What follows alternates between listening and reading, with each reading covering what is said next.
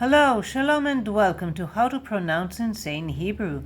And in this lesson of Milat Hayom, word of the day, is the word passport. How do we say passport in Hebrew? So, singular, Darkon, Darkon, Darkon, Darkon. It's from the word derech, Dalet, Resh, Kaf. Without Niqqud, derech. Derech is way or road.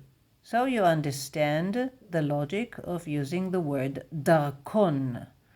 And plural, darkonim, darkonim. Passports is darkonim. And your passport is דרכון, הדרכון שלך. Bon voyage, and until your next trip, you will find links to selected lessons in the description box below, Hebrew alphabet, Niqqud, derived stems, pronouns, and more. And until next time, see you soon. להתראות בקרוב.